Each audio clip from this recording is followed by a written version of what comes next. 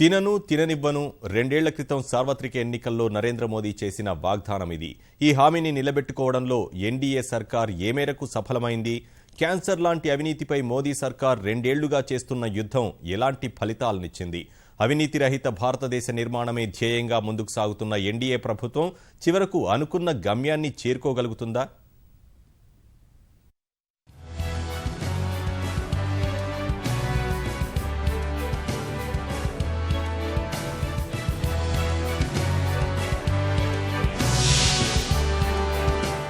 हमारे देश में राजनेताओं पर कुछ ही समय में आरोप लग जाते हैं। इसने 50 करोड़ बनाया, बेटे ने 250 करोड़ बनाया, बेटी ने 500 करोड़ बनाया, दामाद ने 1000 करोड़ बनाया। ये सुनने को मिलता है कि नहीं मिलता है? ये सुन करके कान पक गए कि नहीं पक गए? मेरे देशवासियों, मैं आज आपके बीच में खड़ा हूं।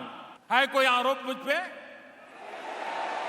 आज भी मैं देश को ये विश्वास दिलाना चाहता हूं, हम जिएंगे तो भी देश के लिए और मरेंगे तो भी देश के लिए।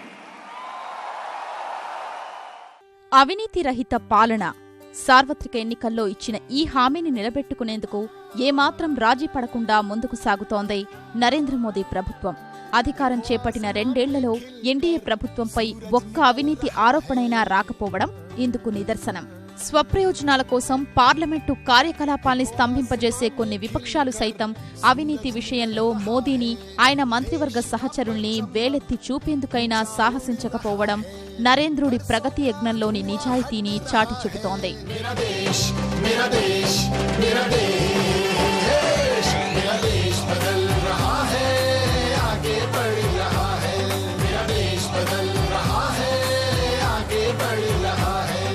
We have taken numerous steps which have transformative potential. We have ended the era of high-level corruption. We have ended political interference and crony capitalism in nationalized banks. Transparent auctions have cleaned up the natural resources sector, which was riddled with scandals. The new universal access to banking through the Jan Dhan Yojana has enabled plugging of huge leakages in subsidies. తినను తిననివ్వను అవినీతి రహిత భారత స్థాపనకు తన ప్రణాళికను ఒక్క ముక్కలో చెప్పిన ప్రధాని ఆ దిశగా కీలక చర్యలు చేపట్టారు. గత ప్రభుత్వంలో ప్రధాని మౌనముని అవతారమెత్తడాన్నే ఆసరాగా తీసుకుని కొందరు మంత్రులు సృష్టించిన విధ్వంసం కళ్లెదుటే కనిపిస్తున్న వేళ మంత్రివర్గం కూర్పు, పనితీరు విషయంలో కీలక జాగ్రత్తలు తీసుకున్నారు ప్రధాని మోదీ.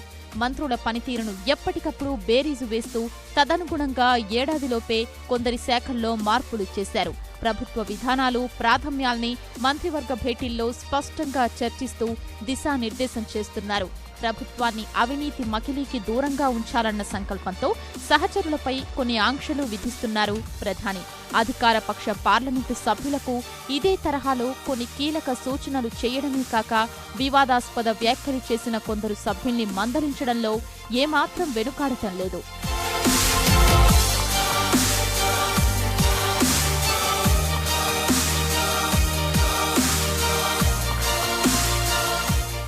అధికార వర్గాల్లో అవినీతి కట్టడిపైన ప్రత్యేక దృష్టి సారించింది మోదీ సర్కార్. అవినీతిని తీవ్రమైన నేరాల జాబితాలోకి చేర్చిన ప్రభుత్వం అధికారులు తప్పు చెయ్యాలంటేనే భయపడేలా కఠిన నిర్ణయం తీసుకుంది. అవినీతి పరులకు గరిష్టంగా విధించే శిక్షను 5 ఏళ్ల నుంచి 7 ఏళ్లకు, కనిష్ట శిక్షను 6 నెలల నుంచి 3 ఏళ్లకు పెంచింది. ఇలా ఎన్డీఏ ప్రభుత్వం తీసుకున్న అనేక చర్యలు అవినీతి కట్టడిలో తిరుగులేని ఫలితాలు సాధించాయి. రాజకీయ నేతల అండతో కొందరు పెట్టుబడిదారులు సంపాదించిన ఆస్తులపై ద ఎకనామిస్ట్ పత్రిక చేసిన అధ్యయనం రెండేళ్లలో భారత్లో అవినీతి గణనీయంగా తగ్గిన విషయాన్ని వివరించింది. రాజకీయ నేతల అండగల పెట్టుబడిదారుల ఆస్తులు 2014లో జీడీపీలో 18% ఉంటే 2016లో ఆ విలువ ఏకంగా 3% దిగొచ్చిందని ద ఎకనామిస్ట్ లెక్కగట్టింది. అవినీతి విషయంలో ప్రభుత్వం కఠినంగా వ్యవహరించడం, బడాబాబులకు ఉదారంగా అప్పులిచ్చే ప్రభుత్వ రంగ బ్యాంకుల పట్ల ఆర్బీఐ కరుకుగా ఉండడమే ఇందుకు ప్రధాన కారణమని ద ఎకనామిస్ట్ అభిప్రాయపడింది.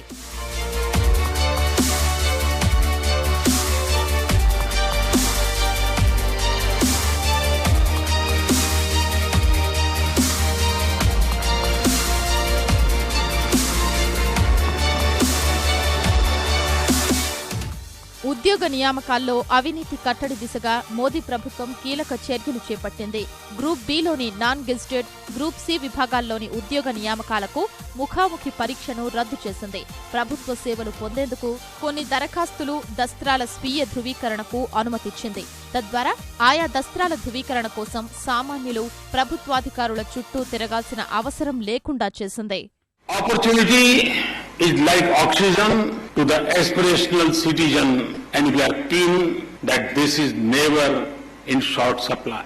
In simple terms, it means sabka saath, sabka vikas. We have to increase the quality of life of the common citizen and even more so the quality of life of the poor. If a government is progressive and runs an honest and efficient administration, the biggest beneficiaries are the poor. I know from my experience that poor governance hurts the poor more than it hurts others. Therefore, improved governance is as important as economic reform. PM అంటే ప్రధాన సేవకుడే కాని ప్రధానమంత్రి కాదంటూ ప్రజాసేవకు కొత్త భాష్యం చెప్పిన నరేంద్రుడు ఆచరణలోనూ అదే ఒరవడి కొనసాగిస్తున్నారు. ప్రజాస్వామ్యమంటే ప్రజల చేత ప్రజల కొరకు అన్న సిద్ధాంతాన్ని నిజం చేస్తూ పాలనలో ప్రజాభిప్రాయానికి పెద్దపీట వేసే ప్రయత్నం చేస్తున్నారు. ఈ మేరకు మై గవ్ పేరిట ఆన్లైన్ పోర్టల్ ప్రారంభించిన ఎన్డీఏ ప్రభుత్వం ప్రజావాణిని ఎప్పటికప్పుడు తెలుసుకుంటోంది. సార్వత్రిక ఎన్నికల సమయంలో కీలక ప్రచారాస్త్రంగా పనిచేసిన చాయ్ పే చర్చకు మరో రూపంగా మన్ కీ బాత్ కార్యక్రమం ప్రారంభించారు ప్రధాని మోదీ. ప్రతి నెల రేడియో ద్వారా ప్రజలతో నేరుగా మాట్లాడుతూ మనసులోని మాటను వారికి వివరిస్తున్నారు. సమాజాన్ని పట్టిపీడిస్తున్న రుగ్మతలు, ప్రజల్లో రావాల్సిన మార్పులు, ప్రభుత్వ విధానాలపై తన అభిప్రాయాన్ని స్పష్టంగా చెప్తున్నారు.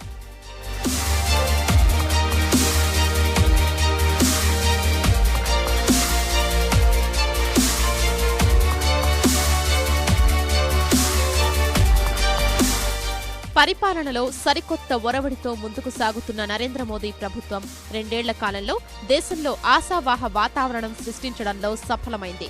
రాజకీయాలంటే అవినీతి మాత్రమేనని ప్రజల్లో గూడు కట్టుకుపోయిన అభిప్రాయాన్ని మార్చడంలో చాలా వరకు విజయం సాధించింది. అయితే ఎన్నికల సమయంలో ఇచ్చిన హామీలన్నింటినీ పూర్తి స్థాయిలో అమలు చేసి అశేష జనభారతం ఆశలు, ఆకాంక్షలు నెరవేర్చాల్సిన బాధ్యత మోదీ ప్రభుత్వంపైనే ఉంది. ఆ దిశగా ఎన్డీఏ ప్రభుత్వం ఇంకెలాంటి చర్యలు చేపడుతుంది, ఎప్పటికి సఫలీకృతం అవుతుందోనని యావత్ భారతం ఆసక్తిగా ఎదురుచూస్తోంది.